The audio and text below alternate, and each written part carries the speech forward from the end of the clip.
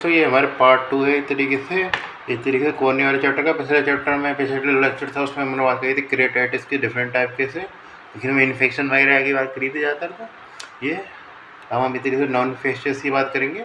इसके अलावा जो और चीज़ें ऐसे केरेटोप्लास्टी होती है सर्जरी, उसके बारे में जानेंगे। हाँ, और इस तरीके से इन्वेस्टिगेशन वाला टॉपिक और रहेगा हमारा इस तरीके से इसके अंदर ही हकीकत में ये।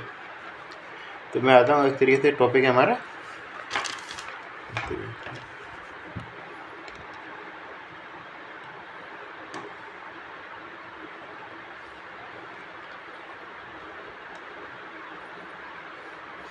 कॉर्निया में कोई भी इन्फेक्शन होगी, मतलब कुछ भी चीज़ होगी तो क्या क्या आप इन्वेस्टिगेशन करेंगे, ये वाली आती है। तो पहली जो चीज़ आपके हमारी आती है केरेटोमेट्री। केरेटोमेट्री का क्या उपयोग होता है? केरेटोमेट्री का जो उपयोग होता है वो होता है हमारे इस तरीके से कॉर्निया के कर्वेचर को मेजर करने का काम होता है ये।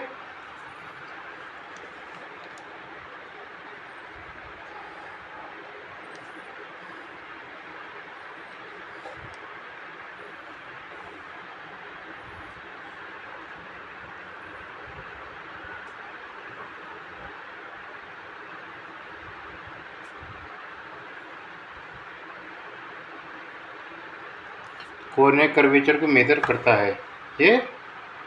उसके अलावा क्या मेजर करता है ये? इसके अलावा ये वर्टिकल और हॉरिजॉन्टल मीडियन को भी मेजर करता है, ऑप्टिकल जोन की।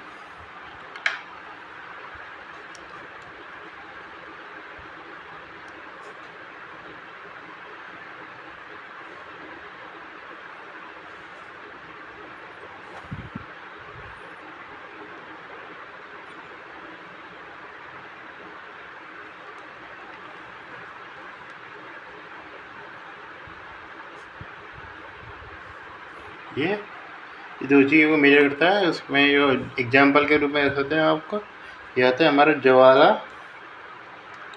स्कीजोंट केरेटोमीटर।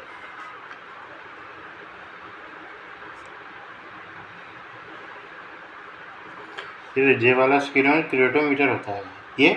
इसमें पोजीशनिंग में पूछ सकता है कैसे पोजीशनिंग करते हैं, तो इसमें ये चीज़ याद होनी चाहिए, जो माइनस माइनस जो होता है पॉइंट वो एक तरीके से कोरिलेट करना चाहिए ऊपर और नीचे का ये, और जो बीच में क्या होना चाहिए, प्लस वाला साइन आना चाहिए हकीकत में ये चीज़ ना, ये चाहिए। तो इस प्रकार होना चाहिए, ये नीचे आएगा तो माइनस वाला साइन वाला ऊपर कोरिलेट करेगा और बीच में आपस में प्लस वाला साइन है वो कोरिलेट करेगा। ये कहना चाहिए उद्देश्य है मेरा ये हॉरिजॉन्टल में इस तरीके से जो प्लस वाला साइन है वो ओवरलैप करना चाहिए, और उसमें इस तरीके से माइनस वाला साइन ओवरलैप करना चाहिए जो ऊपर से नीचे वाले में।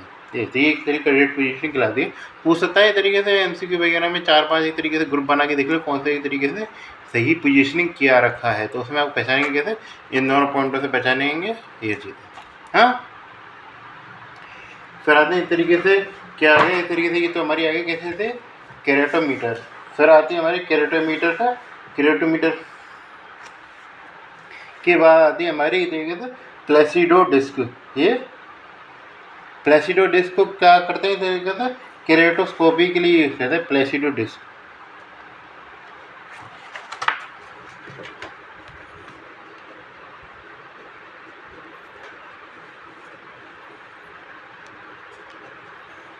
प्लेसिडो डिस्क कैसी रहती है बता दूं तो मैं, इस प्रकार रहती है, इस प्रकार रहती है एकदम गोले के अंदर गोला के अंदर एक और गोला गोला गोला करके इस प्रकार रहती है। इसमें क्या एक तरीके से आप असेसमेंट कर सकते हैं, क्योंकि यदि ये जो क्रेटोकोनस हो रखा होगा इस तरीके से जो है, जिसमें कारण क्या होगा, जो ये तरीके से ये प्रॉपर एक तरीके से डिस्टेंस दूरी पे नहीं आएंगे हकीकत में, उसमें क्या इस तरीके से ये आसपास रहेंगे। जैसे नॉर्मल केस में तो ऐसे ही आएगा, जैसे कोरोना को जो आप उसको इसमें देखने गेंगे एक तरीके से इसी प्रकार मेजर दिखाई देगा। अब केरेटोकोनस हो रखा होगा उसको इस तरीके से कर्वेचर में कुछ भी दिक्कत आएगी तो इस तरीके से इसको ऐसे दिखे बिल्कुल एकदम ऐसे रिंग एक समान दूरी पे नहीं दिखेंगे, कुछ इधर ही पास दिखेंगे, कुछ उधर जैसे मैंने पास दिख रहे हैं, कुछ जगह इस तरीके से दूर दिख रहे हैं, तो ये घटना हो सकती है उससे जो इस तरीके से यदि है ये आगे सब्जेक्टिव टेस्ट है, इसे प्रॉपर हम डेफिनेटिव डायग्नोसिस नहीं कर सकते हकीकत में ये चीज़। तो जैसे प्लेसिबो डिस्क आती है। हाँ, उसके अलावा और क्या करते हैं इस तरीके से, और जो कहते हैं कोरोनरी टोपोग्राफी। ये तो कोरोनरी टोपोग्राफी का ही उद्देश्य होता है। ये किसमें प्लेसिडो किसका पार्ट है इस तरीके से बता दें तो ये पार्ट होता है हमारा किसका, कॉर्नियल टोपोग्राफी का पार्ट होता है। इसके अंदर क्या करते हैं, तरीके से कर्वेचर को मेजर करते हैं। ये तरीके से इसमें भी कर्वेचर को भी मेजर किया जाता है और कुछ नहीं किया जाता है ये। हाँ, फिर क्या आते हैं इस तरीके से, फिर आती है हमारी इस तरीके से coronary corneal tomography. Coronary tomography जो होती है वैसे 3D पिक्चर देती है एक तरीके से किसका, कॉर्निया का। इसमें कहाँ सा इंस्ट्रूमेंट यूज होता है, पेंटाकैम यूज करते हैं।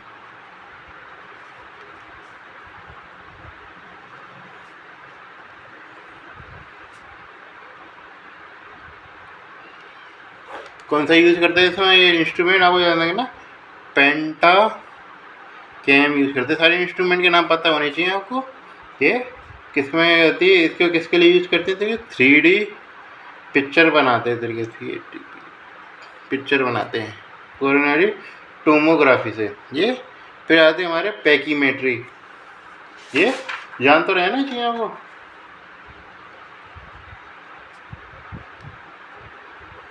पैकीमेट्री का क्या उपयोग होता है इस तरीके से, पैकीमेट्री जो होती है वो कॉर्नियल थिकनेस को मेजर करती है। ये एक पेन सा रहता है, मैं दिखाना चाहूँ तो इस तरीके से, तो पेन सा रहता है इस तरीके से, वो मेजर करता है क्या, कॉर्नियल पैकीमेट्री क्या होता है, कॉर्नियल थिकनेस को मेजर करता है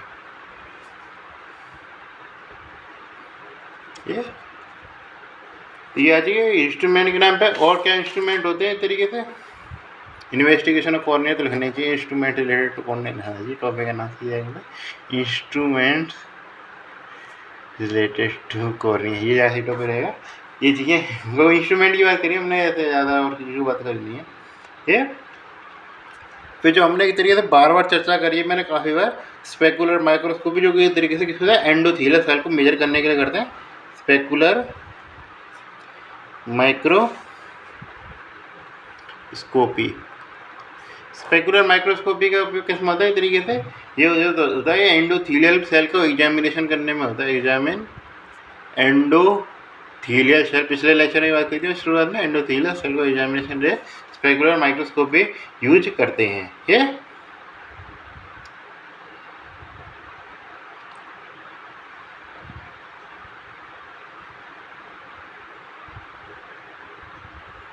जो हमने काफ़ी ज़्यादा मैंने बताया था आगे के लेक्चरों में, जो मैंने उसमें बात करी थी कॉनफोकल माइक्रोस्कोपी, वो भी हम यूज कर लेते हैं। किसके लिए करते थे कॉनफोकल माइक्रोस्कोपी, वो करते थे तरीके से जो है इस तरीके से, जो जैसे उसमें दिखने लग गए ना काफ़ी स्ट्रक्चर वगैरह दिखने लग जाते, वायरस बैक्टीरिया ब्रायस बैक्टीरिया नहीं मिले, इसी तरीके से वायरस तो नहीं दिखते थे। मेन जो दिखता था हमें इस तरीके से फंगस दिख जाता था या एक्जेंथेरिया वगैरह के लिए कॉनफोकल माइक्रोस्कोपी भी यूज कर लिया करते थे। तो ये कॉनफोकल माइक्रोस्कोपी एक इंस्ट्रूमेंट आ जाता है।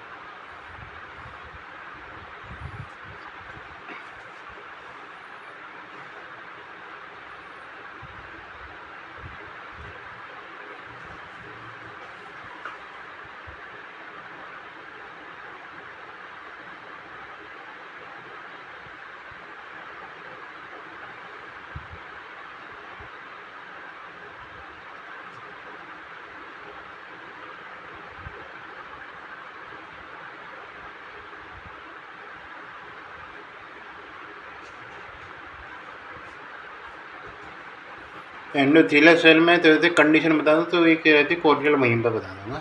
ये थोड़ा ज़्यादा लंबा चला जाएगा लेक्चर, फिर मतलब लंबा तो जाएगा लेक्चर का, मैं अच्छा चीज़ बता रही, लेकिन इसको मैं थोड़ा रफ बता रहा हूँ सीखने।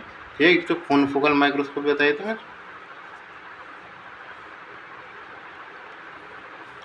और एक और रहती है, वो रहती है हमारी एनेस्थीसियोमीटर रहती है, एस्थेसियोमीटर। एस्थेसियोमीटर का क्या उपयोग है, तो ये होता है हमारा कॉर्नियल सेंसेशन को एग्जामिन करने के लिए किया जाता है।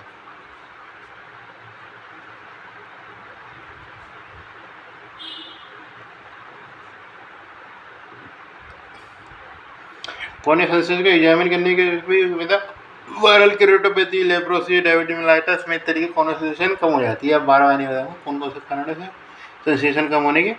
इसमें ये चीज़ याद रखना है, इसकी जो नॉर्मल लेंथ रहती है वो इस तरीके से कितने 6 सेंटीमीटर लॉन्ग रहती है। तरीके से इसमें एक इंस्ट्रूमेंट से जुड़ा रहता है तरीके से, उससे एक तरीके से तार निकल रहा होता है, तो तार की लेंथ पूछता है वो 6 सेंटीमीटर लंबा तार होता है।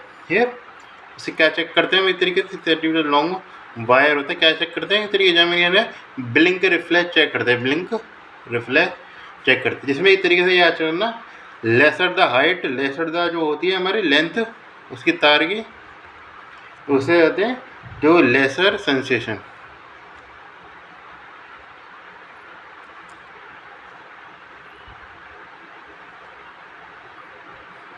कीजिए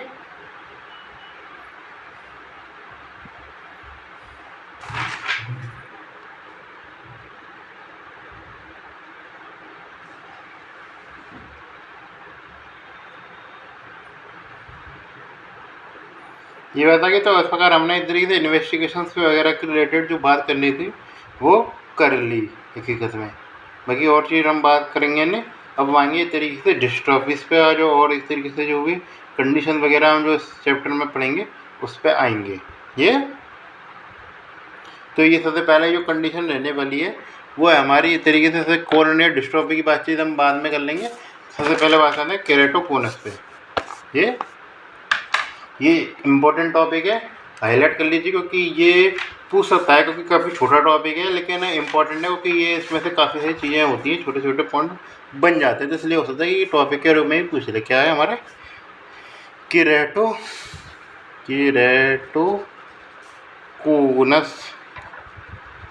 ये केरेटोकोनस हुआ।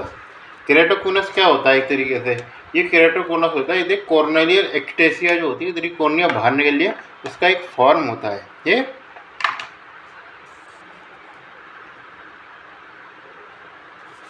होती है, इसमें डिस्ट्रॉफी के नाम पे क्या होता है इस तरीके से, डिस्ट्रॉफी की बात करने जाते हैं इस तरीके से एक्टेसिया होता है, एक्टेसियल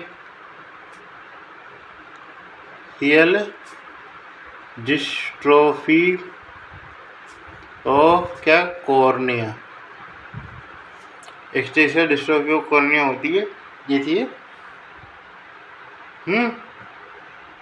ये आप समझ गए। अब इसमें क्या है आपको याद रखना है इस तरीके से, ये नॉन इन्फ्लामेटरी होती है, जो याद रखना यदि इन्फ्लामेशन हो जाए तो हम तो केरेटाइटिस के तरीके में चला जाएगा मामला, वो उस तरीके से में नहीं रहेगा, ये नॉन इन्फ्लामेटरी रहेगी हमेशा। हाँ, और ये क्या रहती है इस तरीके से, इसकी इनहेरिटेंस पैटर्न मिलता है, तो ये क्या होती है हमारा क्या नॉन इन्फ्लामेटरी प्रोग्रेसिव हो सकती है, नहीं भी हो सकती है, लेकिन ये क्या ज़्यादा बायलेटरल देखने को मिलेगी। ये कहते हैं नॉन इन्फ्लामेटरी रहती है हमारी, प्रोग्रेसिव हो सकती है इस तरीके से, नहीं भी हो सकती है, लेकिन क्या है कि इस तरीके से बायलेटरल मिलती है। ये चीज़ याद आ गई।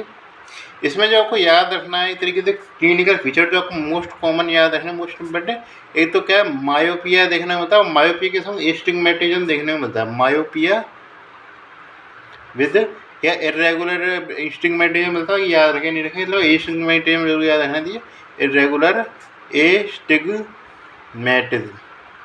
ये चीज़ याद रखनी। उसके अलावा क्या आपको याद रखना है इस तरीके से डिक्रीज इन कॉर्नियल थिकनेस, ये कहते हैं थिनिंग, कहते हैं तरीके से मोस्ट में रहता है, थिनिंग हो जाती है तरीके से कॉर्निया की। ये चीज़ हमें देखने को मिलती है किसमें, इस तरीके से केरेटोकोनस में। ये फीचर याद रखना इस तरीके से, कॉन्जेनिटल रहेगा और किस प्रकार का पैटर्न जो हेरिटेज पे रहता है, ऑटोसोमल डोमिनेंट इनहेरिटेंस पैटर्न रहता है। ये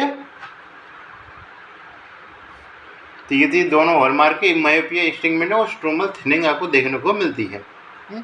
एक जो साइन आपको देखने को मिलता है, ज़्यादातर आपको देखने को मिलेगा नाम पे कि एक तरीके से आई बननी है, एक तरीके से एक आई है हमारी हकीकत में, और एक तरीके से आई में नाम पे एक तरीके से यूँ बना हुआ है हकीकत में कुछ करके, ये हाँ ये देखा होगा आपने काफ़ी बार।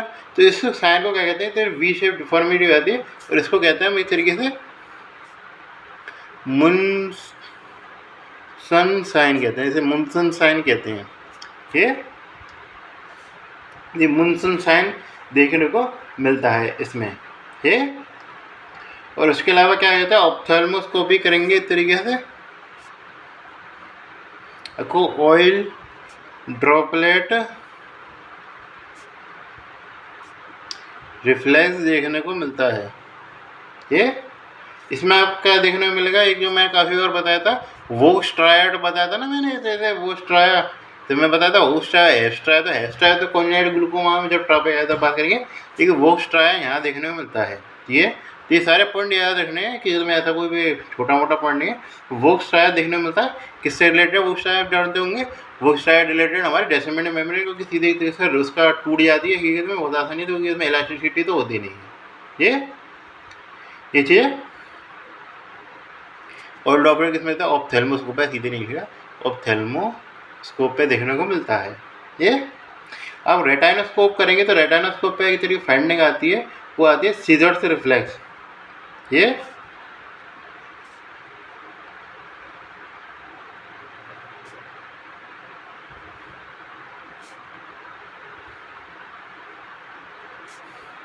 सीजर्स रिफ्लेक्स में देते हैं रेटाइनो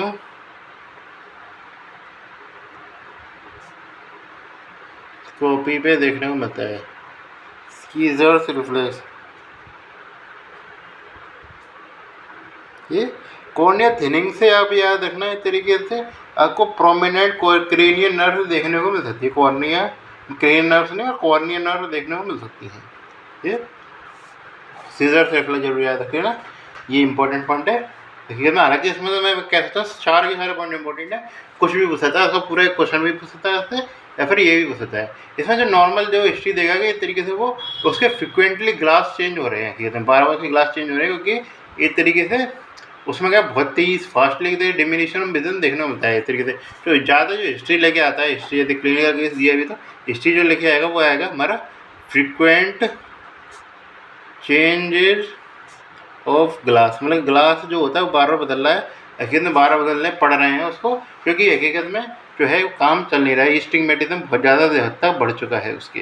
ये जो ज़्यादातर आपने बाकी कॉन्जेनाइटल में भी आपसे पूछा था, कॉन्जेनाइटल में कौन कौन सी कंडीशन एसोसिएटेड होता है, तो यदि मैं क्या बात करें तो कॉन्जेनाइटल में एक तरीके से क्या वर्नर कैरेटो कंजक्टिवाइटिस, ये उसके अलावा क्या आता है हमारा डॉर्फन डाउन सिंड्रोम, डॉर्फन सिंड्रोम क्या होता है, डाउन सिंड्रोम, हाँ। उसके अलावा क्या आता है एरिक डोनाल्ड सिंड्रोम, ये इसमें ये चीज़ देखने को मिलती है ज़्यादातर। ऑस्टियोजेनेसिस इम्परफेक्टा में भी देखने को मिल सकता है, याद रख लेना की ये चीज़। ट्रीटमेंट के नाम पे एक तरीके से जो आपको मेन जो आपको याद रखना है वो आता है हमारा रिजिड गैस परमिएबल लेंस आते हैं, टोरिक कॉन्टैक्ट लेंस हम यूज करते हैं इस तरीके से, ये चीज़।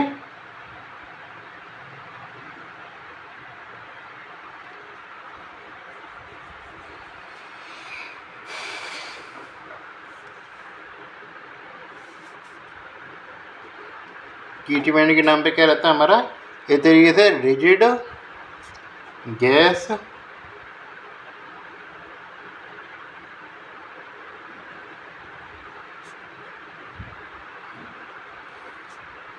परमिएबल, ठीक है, rigid gas permeable semi short contact lens use करते हैं, रिजिड से परमिएबल कॉन्टैक्ट लेंस यूज किए जाते हैं ये। उसके अलावा ट्रीटमेंट ऑफ चॉइस क्या होता है, ये तो कॉन्टैक्ट लेंस ऑफ चॉइस है, तो ट्रीटमेंट ऑफ चॉइस में क्या आता है वो आता है हमारा C3R पूछता है, ये घर में याद रखना बहुत इंपॉर्टेंट पॉइंट है, दोनों के दोनों इंपॉर्टेंट है। C3R में क्या याद रखना है हमारा क्या होता है, C3 में होता है कॉर्नियल कोलेजन क्रॉस लिंकिंग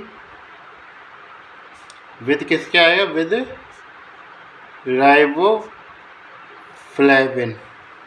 ये collagen corneal collagen cross linking with riboflavin, ये क्या रहती है हमारे इस तरीके से ट्रीटमेंट ऑफ चॉइस रहती है ये। इसमें क्या है तरीके से राइबोफ्लेविन की आई ड्रॉप है, एवरी 5 मिनट हम इंसर्ट करते हैं इस तरीके से ये।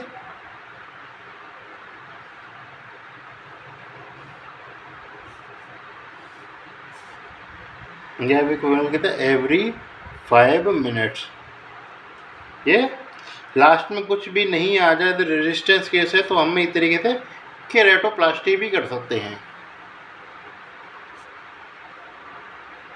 ये। तो ये तरीके से ट्रीटमेंट एक्सपर्ट भी हो गया हमारा।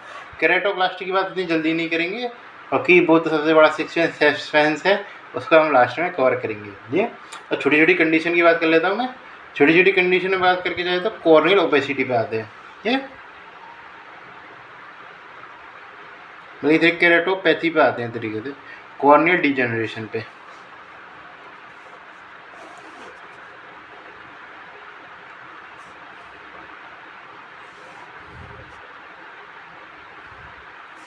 कॉर्नियल डिजेनरेशन से लेकर क्या समझ सकते हैं? कॉर्नियल डिजेनरेशन हो रखा होगा और फिर देख लेना, शायद मैं नीचे लेते चला गया, मैं ध्यान नहीं देगी, रिकॉर्ड हो रहा है नहीं हो रहा। तो ये चीज़ें सारे आपको क्या क्या पॉइंट याद रखने, सारे पता होने चाहिए। इस तरह से क्रेटोगोनस इंपॉर्टेंट कंडीशन है। एसोसिएटेड कंडीशन का वरना क्रेटोकंजक्टिवाइटिस, डाउन सिंड्रोम सिंड्रोम, ये नॉन इन्फ्लामेटरी प्रोग्रेसिव हो सकता है, प्रोग्रेसिव में वही भी हो सकता है। इनहेरिटेंस ज़्यादा उसमें डोमिनेट देखने को मिलता है। ये इसमें क्या होता है, मायोपिया के साथ आपको इरेगुलर स्टिग्मेटिक, ये सबसे बड़ी मैंडेंगे। बाकी आपको हिस्ट्री जरूर मिलेगी। इस तरीके से बार बार डिमिनिशन विजन की, और इस तरीके से फ्रिक्वेंटली उसके ग्लास चेंज हो रहे होंगे, इस तरीके से बार बार उसके ग्लास चेंज करने की जरूरत पड़ रही होगी। ठीक है, तो मैं इसमें जो फाइंडिंग मिलती है तो इरेगुलर थिकनिंग है। और हॉलमार्क के बारे में बता रहे तो ये तो फाइंडिंग मिलती है, इस तरीके से हिस्ट्री ले आया। हॉलमार्क जो मिलता है वो कॉर्नियल थिकनिंग है, इस तरीके वो एक हॉलमार्क है होता है। जो जैसे आपसे पूछा जाता है मुनस साइन पूछता जाता है उसका डायग्राम बना के, तो ये मुनसन साइन पूछता है, तो ये याद रखना। बाकी और जो फाइंडिंग वो स्ट्राइक के बारे में बताई थी मैंने, और सीजर रिफ्लेक्स आप याद रख सकते हैं। ये चीज़ में जो आपको ट्रीटमेंट जो कहता है C3R याद रखना, और इसमें कॉन्टैक्ट लेंस के नाम पे याद रखना, rigid gas permeable contact lens use करते हैं एक तरीके से। ये तो ये बात तो फंडाएंगे याद आ गई। इससे मतलब इसलिए तो मिनिमम लेवल में पढ़ाया था, हालांकि मैक्सिमम लेवल पे ये कितने में पड़ जाओगे। ये तो कॉर्नियल डिजेनरेशन पर आता, सबसे पहले कहते आती है कंडीशन अर्कस सेनाइलिस। अर्कस सेनाइलिस क्या होता है, एक तरीके से वाइट ओपेसिटी बन जाती है कॉर्निया पे, जिसमें एक तरीके से लूसिड इंटरवल प्रेजेंट होता है। तो लूसिड इंटरवल जिसमें क्या अर्कस सेनाइलिस के बीच में और लिम्बस के बीच में जो सीन होते हैं, जहाँ तक किसमें देखने को मिलता है, ये ओल्ड एज में देखने को मिलता है। तो ज़्यादा ओल्ड एज में देखने को मिलता है, जिसमें क्या होता है, इस तरीके से किसका डिपोजिशन होता है, पहले होता है ये पता होना चाहिए, लिपिड का डिपोजिशन होता है। इसमें ज़्यादा डिपोजिशन होता है, लिपिड डिपोजिशन होगा। किसमें इस तरीके से 2 लेयर में डिपोजिशन होता है, तो बोमेंस लेयर में भी हो सकता है। कुछ जगह बोमेंस लेयर लिखा हुआ है और कुछ जगह इस तरीके से डेसिमेट्स मेम्ब्रेन लिखा हुआ है, तो दोनों जगह सही है। इस तरीके से दोनों जगह इस तरीके से डिपोजिशन हो सकता है। इसमें जो आपको मेन जो फाइंडिंग याद रखने, एक लुईस इंटरवल देखने को मिलता है। लुईस इंटरवल देखने को मिलता है, इसमें इसे जो है एक तरीके से अर्कस के और एक तरीके से किसके बीच में, लिम्बस के बीच में। ठीक है, लूसिड इंटरवल देखने को मिलता है कि अंतर है। ये दूसरी चीज़ जो आती है हमारे एक तरीके से बैंड शेप केराटोपैथी।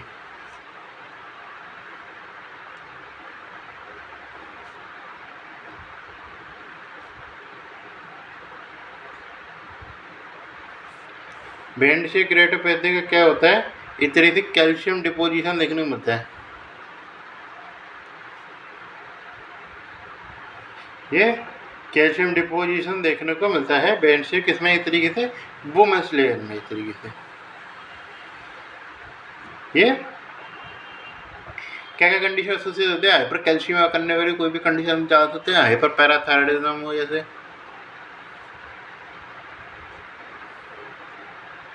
ये सार्कोइडोसिस है, विटामिन डी टॉक्सिसिटी। हाँ, सार्कोइडोसिस जरूर याद रखना। ये पे क्या आता है, सिंड्रोम के नाम पे क्या होता है, थियासिस बल्बाई होती है। मैंने एक तरीके से उसमें ही मैं था कि कॉर्नियल सेंसेशन के नाम पे थियासिस बल्बाई एक कंडीशन रहती है। ये ट्रीटमेंट के नाम पे क्या करेंगे, इसमें जो ट्रीटमेंट करते हैं इस तरीके से वो करते हैं हम, इस तरीके से चीलेशन करेंगे, इस तरीके से चीलेशन विद किसके द्वारा, EDTA के संग इस तरीके से चीलेशन करेंगे। ये तो ये आपको पता चलेगी ना, सीखने ज़्यादा चीज़ें। यही बाकी में जानने लगे थे, और कोई जानने लगे नहीं। तो ऐसे फटाफट और बताया था मैं। स्पिरोइडल डिजेनरेशन में इस तरीके से आपको एक्टिन डिपोजिशन देखने को मिलेगा। चलो मैं फटाफट एक तरीके से रिव्यू करा देता हूँ।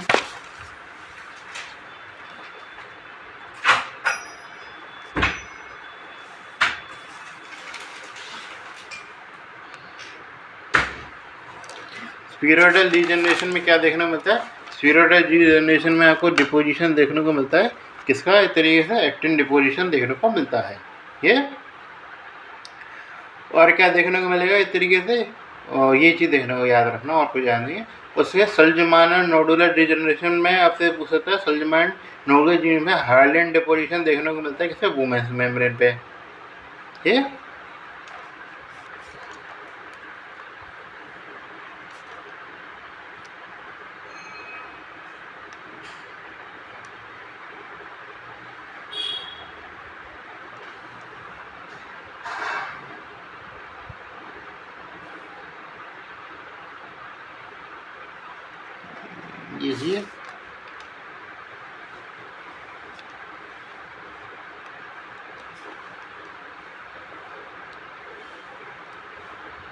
सल्जमान नोडुलर डिजनरेशन में क्या होता है, आपको क्या डिस्क्रिप्शन है, हाइलिन डिपोजिशन किस पे देखने को मिलता है इस तरीके से, वुमेन्स मेम्ब्रेन पे। ये सल्जमान नोडुलर डिजनरेशन। ये लास्ट में आते ही तरीके से वो आपसे पूछा था, ये सबसे बड़ी जानने लायक भी है, ये आते हैं वाकई वोर्टेक्स केराटोपैथी। वोर्टेक्स केराटोपैथी क्या होता है, हमारी होर लाइक मैनर में डिपोजिशन होता है, होर लाइक पैटर्न बनाता है ये तरीके से डिपोजिशन के नाम पे ये। और इसके साथ ड्रग्स का डिपोजिशन होता है, इसमें होता है एपिथेलियम पे, एपिथेलियम ड्रग का डिपोजिशन होता है किसका, इससे आते हैं हमारे क्लोरोक्विन, ये एमाइडेरोन, ये टेमोक्सिफेन, कहती है इंडोमेथासिन। ये इसमें आपको याद रखना क्लोप्रोमाजीन नहीं है इस तरीके से, इसमें वो इस तरीके से एंडोथीलियल डिपोजिशन करता है, एपिथीलियल डिपोजिशन नहीं करता, तो वो स्ट्राया नहीं करता। हालांकि डिपोजिशन वाले में वो भी आता है, ये इसमें आता था नेस्ट्रासुडिल। ये किसमें याद रखना इस तरीके से कि क्लोप्रोमाजीन इस तरीके से ड्रग में नहीं है। ये फिर आता है तरीके से कॉर्नियल ओपेसिटी पे, अगला टॉपिक हमारा कॉर्नियल ओपेसिटी। कॉर्नियल ओपेसिटी के टाइप रहते हैं हमारे, यदि वो इस तरीके से स्ट्रोमा उसने कमी इन्वॉल्व करा, जो ज़्यादातर कहाँ पे इन्वॉल्व है इस तरीके से, इसका जो इन्वॉल्व है वो बेसमेंट मेम्ब्रेन, वुमेन्स मेम्ब्रेन पे ही है हकीकत में। उस वुमेन्स मेम्ब्रेन वो बिल्कुल एकदम सुपरफिशियल लेवल पे इन्वॉल्व है, इस तरीके से less than 1% of stroma involve है, तो उसको क्या कहते हैं इस तरीके से, वो आता है हमारा नेबुलर टाइप का रहता है। हाँ, यदि 1/3 से लेकर 2/3 तक इन्वॉल्व है स्ट्रोमा, तो वो क्या रहता है हमारा मैक्यूलर रहता है। नेबुलर केस में याद रखना मैक्सिमम आपको क्या देखने मिलेगा इस तरीके से, डिमिनिशन ऑफ विजन देखने को मिलता है। इसका कारण हकीकत में लिखा तो हुआ नहीं था कैसे किताब में, लेकिन इसका जो कारण माना जाता है वो ये माना जाता है कि यदि छोटा हुआ अगल बगल रिफ्लेक्स करके आएगा, ये अच्छी वाला बंदा कुछ नहीं, ये मैकुलर है हकीकत में। और जो आता है 2 से 2-2.5% से ज़्यादा मिल रहा है, तो वो आता है हमारा 2% से लेकर फुल थिकनेस तक मिल रहा है, तो क्या आता है हमारा इस तरीके से ल्यूकोमा। ये और टाइप भी रहते हैं, लेकिन याद रहिए रखना है हकीकत में, और ऐसे पता नहीं खाता याद रखेंगे। ट्रीटमेंट के नाम पे और एक से पूछ सकता है, ये सारे टॉपिक हैं कवर किताबों में, इसलिए सारे कवर कराने पड़ रहे हैं हकीकत में, ये चीज़ है। चैप्टर लगते छोटे हैं लेकिन ऐसे बहुत लंबे लंबे, तो ये चीज़ है। तो ट्रीटमेंट के नाम पे क्या यूज करना, तो ये चीज़ याद रखना, यदि वो सेंटर पर नहीं है, कोई दिक्कत दे नहीं रहा, तो आपको कुछ करने की जरूरत नहीं है। हाँ, यदि उसे हल्के से रंग बिगाड़ दिया तो उसे रंग को ठीक कर सकते हैं हम। यदि मान के चलो सेंट्रल पे है, सेंट्रल पे कौन सा मैकुला वाला, कैसे मान के चला ये नेबुलर टाइप का होता तो कुछ करना ही पड़ेगा हकीकत में, क्योंकि फिर तो डिमिनिशन ऑफ विजन आपको देखने को मिलेगा अच्छे खासे लेवल पे। लेकिन यदि वो कौन सा हमारा मैकुलर टाइप का हुआ है या ल्यूकोमा टाइप का हुआ, तो वो क्या करना पड़ेगा इस तरीके से, वो एरिडोटमी करनी पड़ेगी। क्या है एरिडेक्टोमी कर सकते हैं हकीकत में, कैंटर वगैरह हो हकीकत में तब उसमें ये।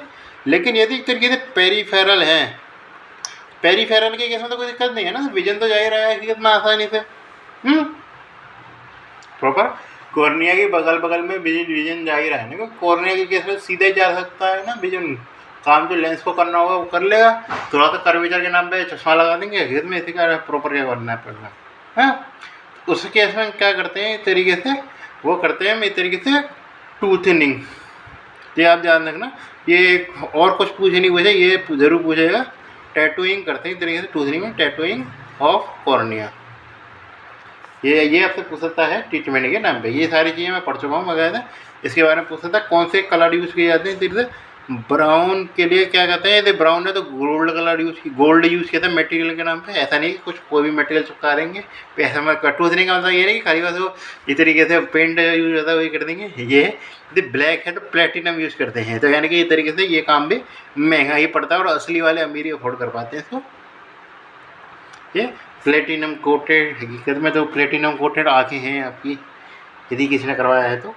ये जब हम आते हैं इस तरीके से जो मेन जो टॉपिक रहने वाला है आज का, और सबसे लंबा और सबसे बड़ा फसाल वाला 2 टॉपिक है वैसे तो। एक जो केराटोप्लास्टी के उतना नहीं, उसमें समझने लायक ही थी है। एक जो हमारा फसाद वाला टॉपिक है सबसे ज़्यादा, वो कॉर्नियल डिस्ट्रोफी। लेकिन फसाद वाला इसलिए कहूँगा क्योंकि हकीकत में ये सी स्ट्रेट फॉरवर्ड नहीं है, और खाली रटने वाला टॉपिक मुझे ज़्यादा लगता है प्रॉपर हकीकत में ये चीज़ें। इसमें जीन जरूर याद रखना, TGF बीटा 1 याद रखना। इस तरीके से ये जाते हैं ज़्यादा क्या बायोलेट्रिकल सिमेट्रिकल होती है, क्योंकि जाना जीन होती है, और एक क्या तरीके से प्रोग्रेसिव रहती है, जो ज़्यादातर ऑटोसोमल डोमिनेट रहती है। एक जो मैं बताऊँगा मैकुलर वाली, वो ऑटोसोमल रिसेसिव रहती है।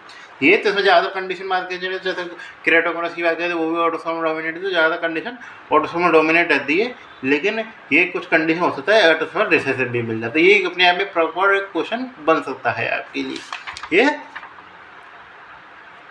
तो हमारा टॉपिक आता है, तो उसको टॉपिक को तो अलग से हेडिंग डालनी पड़ेगी इसकी, तो नीचे से स्टार्ट करेंगे, ज़्यादा जगह नहीं है हमारे पास। Corneal dystrophy,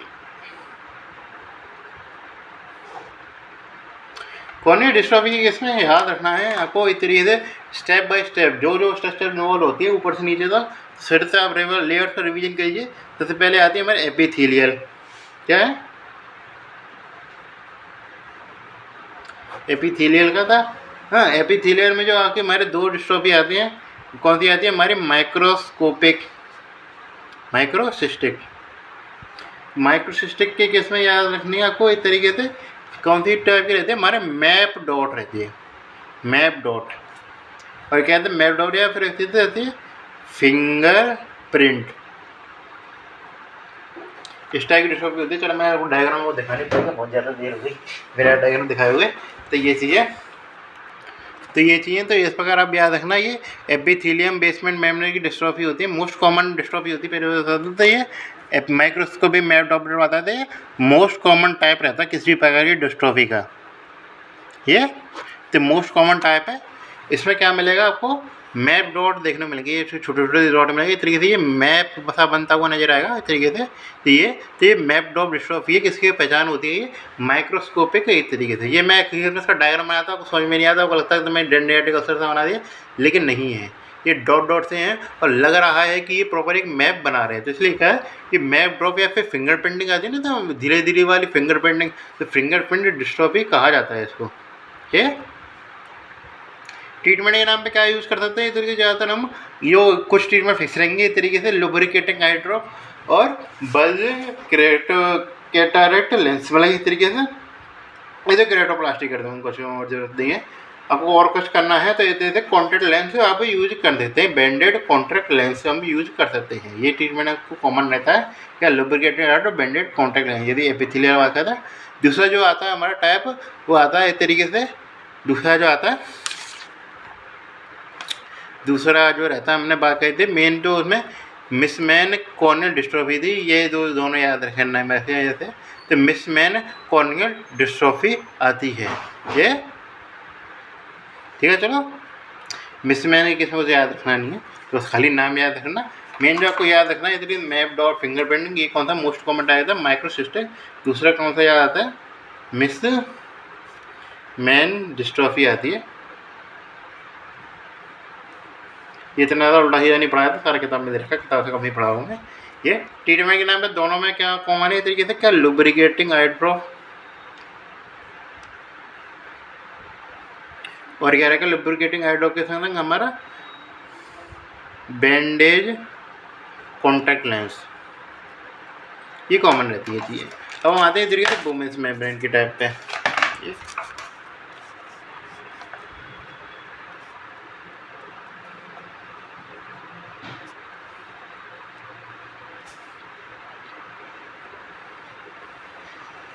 women's memory case में क्या याद रखना है, वुमेन्स मेमोरी केस में आपको दो प्रकार का मिलता है। ये आता है हमारा क्या इस तरीके से रीस बर्गर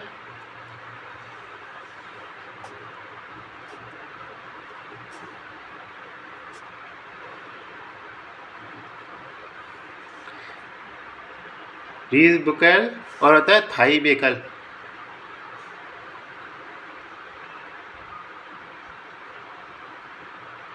ये रीस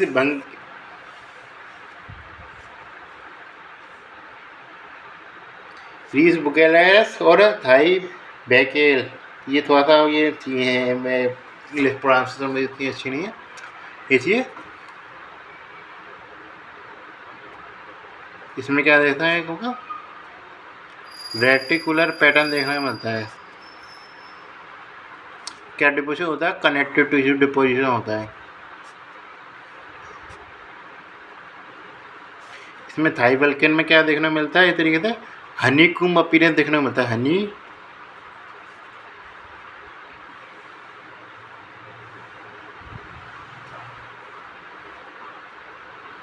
ये इसमें रेटिकुलर पैटर्न है, हनी कुम रिपे देखने को मिल रहा था।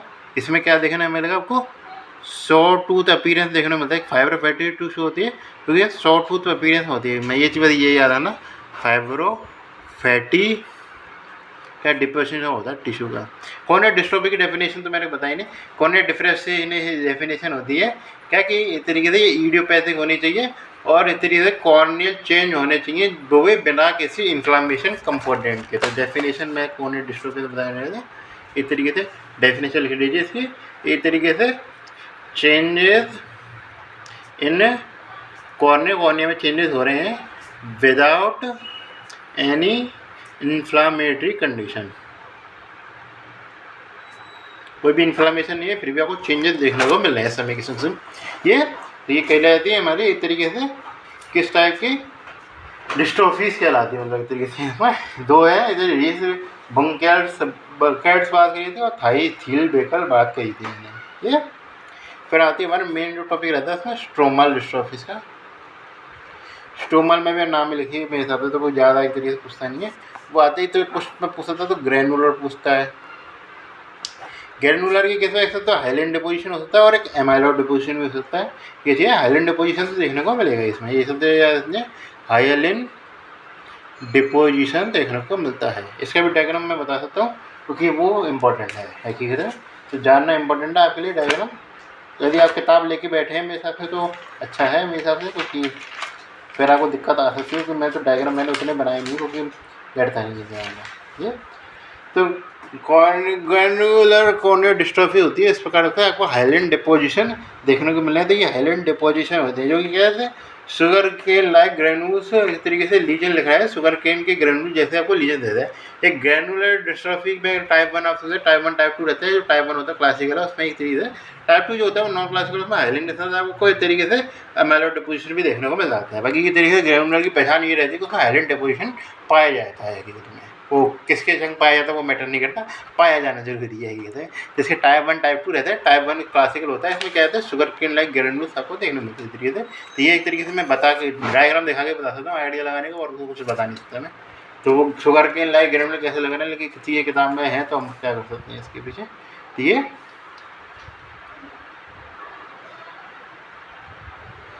क्या होता है जैसे टाइप 1 में हाइलैंड डिपोजिशन है तो टाइप 1 क्या था, तो किताब को लिखता हूँ किताब में जो लिख रहा था वो कहता है milky granular Highland deposition, milky granules देखने मिलते हैं। मिल्की ग्रैनुलर मिल्की किताब का ग्रैनुलर। टाइप 2 जो होता है वो एक तरीके से नॉन क्लासिकल रहता है। इसमें जो याद रखना है टाइप 1 में कौन सी स्टेन यूज है, तो ये स्टेन पूछता है मेंसॉन ट्राइकोम स्टेन यूज़ करते हैं। मेंसॉन ट्राइकोम स्टेन हो जाती है, तो इसकी हिस्टोलॉजिकल हिस्टोपैथोलॉजी में मेंशन ट्राइकोम स्टेन यूज करते हैं। किसके लिए? हकीकत में जब भी हमें एग्जामिनेशन करना हो इसका, ठीक है, तो मेंशन ट्राइकोम स्टेन यूज करते हैं ग्रैनुलर डिस्ट्रॉफी के लिए। ये कैसे ब्रेड कम ग्रैनुलर लिख रहा है, 50 तरीके की चीज़ें लिखी हुई है, लेकिन ये क्या अंदाजा लगा है ना, ये कैसा कह रहा था ग्रैनुलर से दिखेंगे हकीकत में। और जो थोड़ा सा इस तरीके से ऊपर की साइड ही है ना, ज़्यादातर इस तरीके से स्ट्रोमा में भी थोड़ा सा ऊपर की साइड, स्ट्रोमा तो फिर उतना ऊपर ही आते नहीं, लेकिन सीखे चलो याद रखना है ना ये चीज़। हाँ, हाइलेन के लिए याद रखना, इसका मतलब ये कि दोनों चीज़ में टाइप 1 टाइप 2 का मतलब नहीं है। टाइप 2 का जो होता है वो एवेलियो डिस्ट्रॉफी कहलाती है। हाँ, उसमें क्या होती है इस तरीके से बोथ हाइलेन के तो मिलता ही है, हाइलेन तो मिलेगा, प्लस एमाइलॉइड भी मिलता है। ये एक जो उसका जो दूसरा टाइप आता है वो आता है हमारा ग्रैनुलर के बाद आता है मैकुलर वाला। मैकुलर के केस में कुछ खास याद रखना नहीं है, ये याद रखना तो लीस्ट कॉमन होता है, ये सबसे बड़ी पहचान है इसकी, लीस्ट कॉमन होता है कि ऑटोसोमल रिसेसिव होता है। तो मेरा होता है एक ऑटोसोमल रिसेसिव होता है, भाई साहब ऑटोसोमल डोमिनेंट रहती है, ये तरीके से इस प्रकार हमारा रहता है। इससे मैकुलर डिस्ट्रॉफी आप देखना चाहे तो डायग्राम में देख सकते हैं, इस प्रकार का डायग्राम रहता है। मैकुलर डिस्ट्रॉफी किताब में संग में लेट के बैठा हूँ बताने के लिए, तो ये चीज़ तो इस प्रकार आपको देखने मिलता है। इसको अपीयरेंस का नाम कुछ जगह लिख रखा है, वो इस तरीके से आइलैंड देखने को मिल रहा है। अब ये आइलैंड हो सकते हैं, पता नहीं पर कैसे, जब कुछ याद रखने के लिए इस तरीके से इसमें याद रखना है, वो इस तरीके से म्यूकोपॉलीसेकेराइड का डिपोजिशन होता है, जो उसमें आता है हाइलेन डिपोजिशन है। म्यूकोपॉलीसेकेराइड या इस तरीके से कहते हैं ग्लाइकोसैमिनोग्लाइकेन, जो शॉर्ट फॉर्म लिख सकते हैं, शॉर्ट फॉर्म लिखेंगे ग्लाइकोसैमिनोग्लाइकेन का डिपोजिशन होता है, जो किसके द्वारा स्टेन किया जाता है, वो एल्सिनिन ब्लू स्टेन के द्वारा स्टेन होता है, एल्काइन ब्लू स्टेन के द्वारा स्टेनिंग होती है उसकी। ये स्टेन जब याद रखना है ना वो कि ये मतलब पैथोलॉजी वाला एस्पेक्ट है थोड़ा सा ये, ठीक है भाई, और कुछ में है भी नहीं है कि में। फिर आते हैं हमारे लेक्टिल डिस्ट्रॉफी, ये इस पर क्वेश्चन आ रखा है तो ये थोड़ा सा याद रखना है। फिर फर्स्ट डायग्राम जो भी याद रखना लेक्टिकल डिस्ट्रॉफी का, ये इसका डायग्राम बन नहीं रखा, पता नहीं भगवान जाने कहीं किताब में, जब मैं किताब के डायग्राम भी फॉलो करता हूँ तो उसमें दिखाऊंगा नहीं डायग्राम। ये इसका जो डायग्राम आता है वो इस तरीके से मोस्ट कॉमन जो होता है तो मोस्ट कॉमन स्ट्रोमल डिस्ट्रॉफी है। ये इसमें क्या जो चीज़ देखने को मिलती है लेक्टिकल डिस्ट्रॉफी के, इसमें जो किताब वाला पॉइंट बताऊँ तो सबसे मेन जो लिखा रहता है वो रहता है हमारा branching spider like amyloid deposition. इसमें एमाइलॉइड डिपोजिशन है इस तरीके से, और किसमें इस तरीके से, इसमें पहले होता है लेटर, इसमें एमाइलॉइड डिपोजिशन है, एमाइलॉइड डिपोजिशन। इसमें यदि टाइप 1 जो क्लासिकल रहता है उसमें कैसा प्रकार डिपोजिशन देखने को मिल रहा है, वो रहता है हमारे इस तरीके से स्पाइडर, आपको देखने को मिलेंगे स्पाइडर वेव से देखने को मिलेंगे, ऐसे आयरन में ऐसे ऐसे वेव से देखने को मिलेंगे इस तरीके से, क्या मतलब पीले पीले देखने को मिलेंगे। ये ब्रांचिंग स्पाइडर लाइक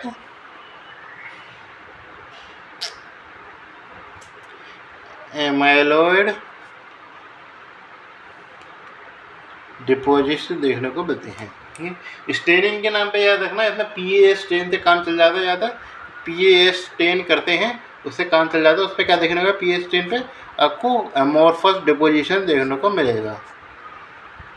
ये और यदि इस तरीके से हम कांगो रेड स्टेन भी यूज कर सकते हैं, जो कि क्या बनेगा एप्पल ग्रीन बाइफर्केशन देता है हमको। ये दोनों टाइप 1 के लिए, टाइप 2 के बारे में कोई पूछता भी नहीं है। ये है तो, और दूसरा काम है कॉन्गो रेड स्टेन यूज कर सकते हैं, मतलब एक तरीके से तो ज़्यादा हाईलाइट कर देगा इतने एमाइलॉइड को। तो ये तरीके से ये हम स्टेन यूज करती है ना नॉर्मल है वो एमाइलॉइडोसिस के लिए, तो कोई ये तो याद ही होंगी ये चीज़ ना। ये बट कुछ खास ऐसा है नहीं है, मतलब हकीकत में ज़्यादा तो स्टेन वगैरह याद रखना जरूरी है तो उसमें। फिर हमारे आते हैं इस तरीके से एंडोथेलियल डिस्ट्रॉफी पे।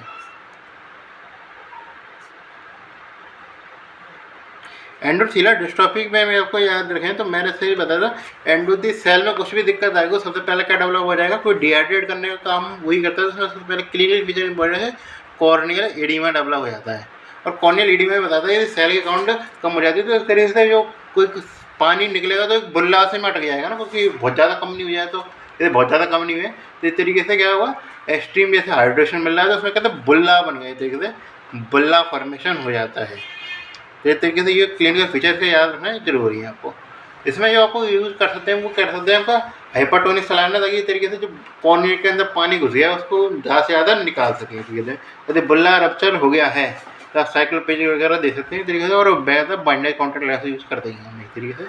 ये इसमें जो ज़्यादा कॉमन यूज़ की जाती है इस तरीके से हम केराटोप्लास्टी यूज़ कर लेते हैं, ज़्यादा दिमाग लगाने की जरूरत नहीं। हाँ, पोस्टीरियर लैमेलर यूज़ करेंगे क्योंकि एंडोथेलियल में दिक्कत है, इसमें ये ज़्यादा है इंडिकेशन पोस्टीरियर लैमेलर के लिए आता है ये। हाँ, तो इसमें क्या इस तरीके से कंडीशन के टाइम पे टाप कौन से आते हैं हमारे आते हैं फ्यूक्स एंडोथेलियल डिस्ट्रोफी।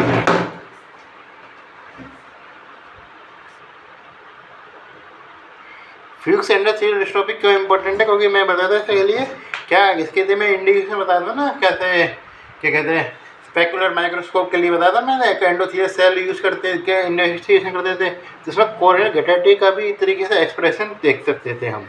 है इस तरीके से हमें क्या देखना होता है कोरियल गैटेटी, मतलब इस तरीके से कोई भी एंडोथेलियल में लेवल में दिक्कत आ रही है वो आप स्पेकुलर माइक्रोस्कोप से देख सकते हैं। कोरियल माइक्रोस्कोप से देख सकते हैं ये चीज़। दूसरा जो आता है इस तरीके से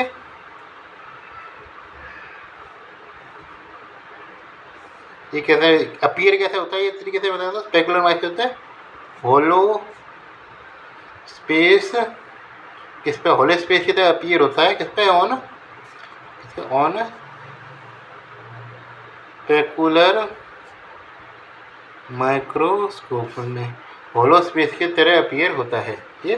दूसरी जो एक तरीके से ये हो सकती है एंडोथेलियल में जैसे फ्रूक्स एंडोथेलियल डिस्ट्रोफी था, दूसरा था पोस्टीरियर पॉलीमॉर्फस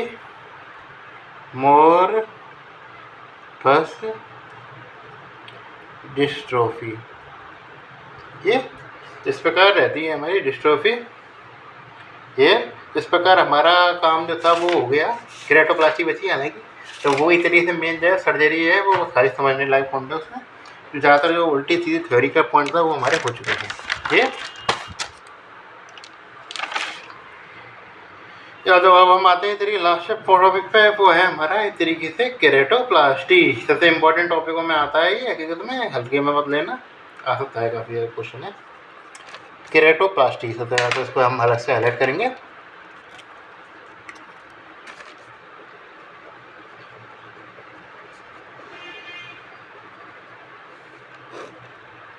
केराटोप्लास्टी में एक तरीके से तो एक तरीके से कॉन्ट्रा इंडिकेशन क्या क्या रहेंगे, इंडिकेशन क्या क्या रहेंगे ये पता होना चाहिए पहली बात तो। ये चीज़ ना पहले तो कर रहे हैं, पहले तो ये पता होना चाहिए। तो कॉन्ट्रा इंडिकेशन क्या क्या रहते हैं इस तरीके से, कॉन्ट्रा इंडिकेशन रहते हैं कि कोई भी सिस्टमिक इन्फेक्शन है, जैसे हमारा HIV हो रखा है, हर्पीज है, क्योंकि मान लीजिए हमें कर दिया आपने लेकिन बाद में फिर दोबारा डेवलप हो गया TB है, क्योंकि इस तरीके से इसमें जैसे TB और कहते हैं सिफिलिस में इंटरस्टिशियल केराटिन देखने को मिलता है, तो इस तरीके से बाद में इन्फ्लामेशन डेवलप हुआ तो कोई फायदा रहा नहीं ना इस तरीके से। कोई भी CNS इन्वॉल्वमेंट है, कोई CNS इन्वॉल्वमेंट बहुत ज़्यादा संभावना है इस तरीके से उसको ओकुलर मैनिफेस्टेशन ऑप्टिक नर्व के नाम पर आ जाए। हाँ, जैसे मल्टीपल स्क्लेरोसिस में देखने को मिलता है।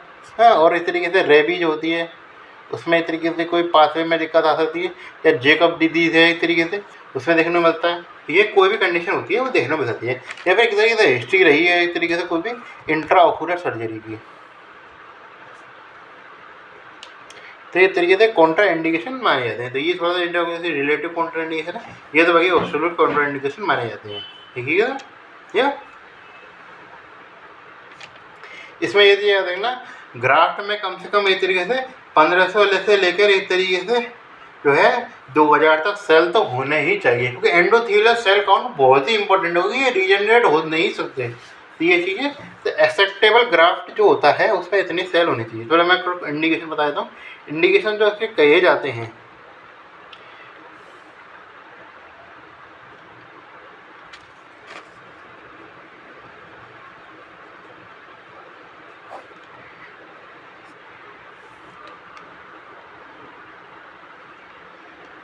वो कहे जाते हैं इस तरीके से केराटोकोनस ये डिस्ट्रोफी, इस तरीके से कॉर्नर डिस्ट्रोफी ये। उसके अलावा FFA की बल्बस केराटोपैथी हो सकती है इस तरीके से, बुल्लस केरेटोपैथी, मतलब बुल्लस केरेटोपैथी भी हो जाती है ना, बुल्ला बन के बुल्लस केरेटोपैथी, ये कंडीशन हो सकती है। थेरापेटिक क्या हो सकती है तरीके से, कोई इन्फेक्शन जो है वो नॉट रिस्पॉन्ड कर रहा है, मतलब वही इन्फेक्शियस केरेटाइटिस है, इन्फेक्शियस केरेटाइटिस नॉट रिस्पॉन्डिंग को होता है, एंटीबायोटिक रिस्पॉन्ड नहीं करे, नॉट रिस्पॉन्डिंग टू एंटीबायोटिक, को भी एंटीबायोटिक नहीं मतलब कोई भी ट्रीटमेंट को रिस्पॉन्ड नहीं करी, कोई हंसी में तो एंटीबायोटिक कुछ में एंटीवायरल भी देते हैं, ठीक है, तो वो चीज़ की बात नहीं आएगी। तो ये चीज़ कॉस्मेटिक के लिए हो सकता है, लेकिन उसको मैं इंडिकेशन नहीं मानूंगा, वो तो वैसे ये तो इतना ज़्यादा कोई रिस्क लेगा, कोई कॉन्टैक्ट लेंस ही लगा लेता है आजकल तो। ये फिर आता है टेक्टोनिक आती है तरीके से, कोई भी डेस्मोसील हो या एंटाइस ट्राइफैलोमा बताया था मैंने जो कोर्स था, कॉर्नियल इंटीग्रिटी में डेस्मोसील होती है, ये थोड़ा कंडीशन में होता है डेस्मो ज़्यादा, ये थोड़े से स्पेसिफिक रहते थे इस तरीके से, किसके न्यूमोकोकस वाले के डेस्मेटो सीले, और क्या कहते हैं एंटीस्टेफाइलोमा, संग में डेवलप हो जाते हैं एंटीस्टेफाइलोमा ये। तो इसमें ये तरीके से इंडिकेशन माने जाते हैं। ये सबसे पहले आप क्या कलेक्ट करेंगे तरीके से, आपको ग्राफ्ट कलेक्ट करेंगे, ग्राफ्ट कलेक्ट करने में याद रखना इस तरीके से मिनिमम कितनी एंडोथीलियस सेल होनी चाहिए, वो रहनी चाहिए हमें 1500 से 2000 तक, इतनी तो रहनी ही चाहिए, इससे काम नहीं चलेगा। सेल पर मिलीमीटर क्यूब, हाँ मिलीमीटर क्यूब जरूरी है ना सेल का नहीं ये। तो यदि आपको शॉर्ट टर्म स्टोरेज करना है जैसे तो उससे पूछता है, ये सारी चीज़ें पूछता है तरीके से।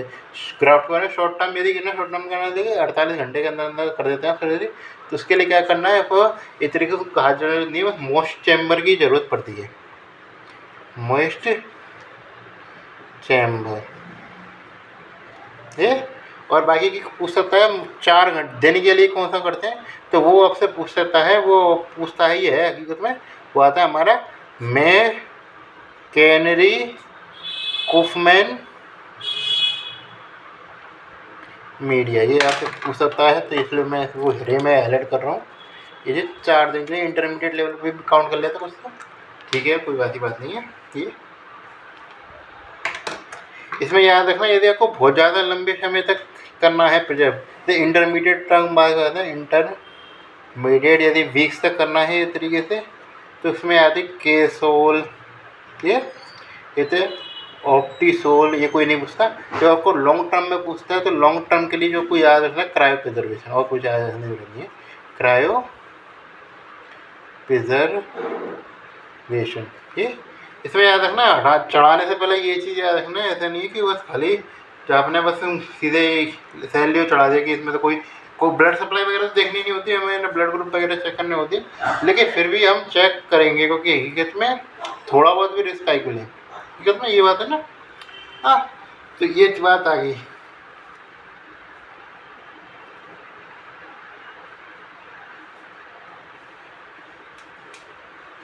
इसमें एक तो ये बात है ना, ये चाहिए। और ग्राफ्ट के केस में जो दूसरी बात पता होनी चाहिए, वो होती है हमारे इस तरीके से, वो कम से कम 2.5 mm लार्जर होना चाहिए किसके, देन रेसिपिएंट के। मैं थोड़ा सा बड़ा ही लेंगे, छोटा नहीं लेना है।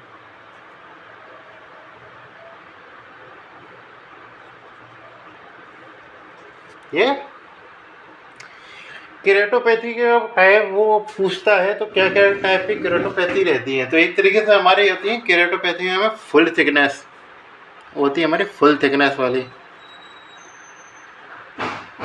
फुल थिकनेस के नाम पे एक ही केरेटोपैथी आ जाती है, वो आती है हमारी पेनिट्रेटिंग केरेटोप्लास्टी। पेनिट्रेटिंग केरेटोप्लास्टी का ही प्रोसीजर पूछता है वो आपसे, नहीं तो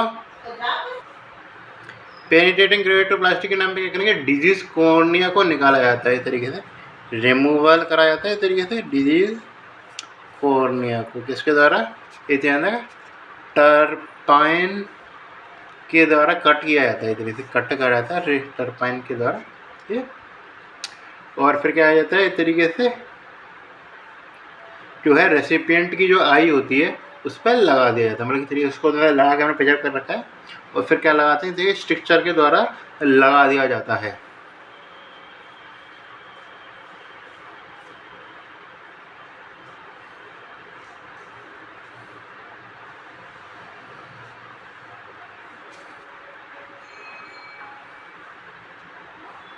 ये चीज़ हो रही है, और कुछ करने की जरूरत पड़ती नहीं है हमको। ये लेमिनर में आपको बस खाली नाम पता होने चाहिए, वो कुछ याद नहीं पूछता। लेमिनर के नाम पे इस तरीके से एंटीरियर जब भी पूछेगा तो एंटीरियर केस में एक ही याद रखना था, deep anterior lamellar keratopathy, deep anterior lamellar keratoplasty. ये सुपरफिशियल भी होता है, कोई पूछता नहीं इसके बारे में। ये पोस्टीरियर के बारे में पूछ सकता है, पोस्टीरियर के केस में तो वो आती है हमारी इस तरीके से डीप डेस्मेट, ये होता है डेस्मेट स्ट्रिपिंग ऑटोमेटेड एंडोथेलियल केरेटोप्लास्टी। ये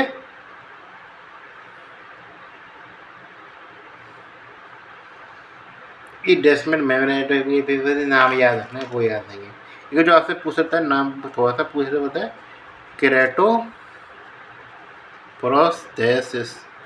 केरेटोप्रोस्थेसिस क्या होता है, इसमें एक तरीके से डिजीज कॉर्निया जो होती है उसको रिप्लेस किया जाता है इस तरीके से आर्टिफिशियल कॉर्निया के द्वारा रिप्लेस किया जाता है, आर्टिफिशियल कॉर्निया लाई जाती है उसकी जगह। ये तो इसमें एक तरीके से कौन सा आर्टिफिशियल रेसिपिएंट के नाम पे क्या होता है हमारा आता है, ये तो बोस्टन केरेटोप्रोस्थेसिस, और क्या आता है हमारा ऑस्टियोओडोंटो केरेटोप्रोस्थेसिस। ये दो प्रकार के होते हैं। ऑस्टियोडोंटो मतलब क्या है, टूथ के अंदर इसकी ग्रो कराई जाती है। ये अब इसका मैं अलग से पन्ना बिगाड़ा नहीं चाह रहा, तो यहीं पे बताता हूँ मैं। ग्राफ्ट रिएक्शन,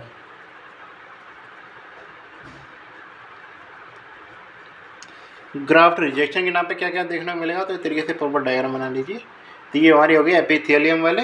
एपिथेलियम जो होती है उस पर क्या देखने को मिलता है, एपिथेलियम पे आपको देखने को मिलता है वो है इस तरीके से कायस डॉट्स देखने को मिलते हैं इस तरीके से। हाँ, मोस्ट कॉमन सबसे पहले याद है ना, मोस्ट कॉमन क्या आएगा इस तरीके से एडिमा देखने को मिलता है। ये काय डॉट्स देखने को मिलते हैं। बीच में बात कहते हैं तो स्टोमा के लेवल क्या देखने को मिलता है इस तरीके से क्रैकमर स्पॉट्स। ये एंडोथेलियम के लेवल पर क्या देखने को मिलेगा इस तरीके से। ये सबसे इम्पोर्टेंट जानना है आपके लिए वो है एंडोथेलियम रिजेक्शन के कारण क्या देखने को मिलता है,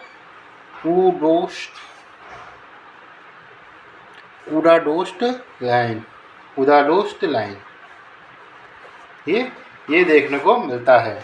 ये रिजेक्शन के नाम पे HLA ओली रहती है। इसमें जो आपको याद रखना इस तरीके से कॉर्नियल वेस्कुलराइजेशन भी देखने को मिलता है। एडिमा के अलावा वेस्कुलराइजेशन भी हो जाएगा, जो कि नॉर्मल वाली कंडीशन तो नहीं है वेस्कुलराइजेशन मिलना, ये चीज़ है। इसमें आता था कॉम्प्लिकेशन भी पूछ सकता है, चलो ये भी देखना पड़ेगा। कॉम्प्लिकेशन में याद रखना है, अर्ली कॉम्प्लिकेशन में इन्फेक्शन हो सकता है, और लेट में इस तरीके से, अर्ली में तो पता ही है क्या इन्फेक्शन कॉम्प्लिकेशन में रखा था, लेट में जरूर याद रखना, लेट में याद है ना एस्टिग्मेटिज्म मिलता है मोस्ट कॉमन। ये तो इस प्रकार हमारा ये चैप्टर था वो ख़त्म हो गया। काफ़ी लंबा चैप्टर था, आज हमें ख़त्म करना था तो हमें ख़त्म करके तभी लिया। बार बार हमें खींचना टॉपिकों को लंबा अच्छा लगता नहीं है, टॉपिकों को रिवीजन करते रहना हकीकत में, क्योंकि ये काफ़ी लंबे लंबे टॉपिक है और हम 5, 6 या 7 टॉपिक मान लीजिए ज़्यादा से ज़्यादा, उसमें पूरी हफ्ता कवर है। हालांकि वो 7 ही चैप्टर लंबे लंबे हैं, जो ही चाहिए। तो कीप गोइंग, कीप मेहनत करते रहिए, मज़ा आएगा।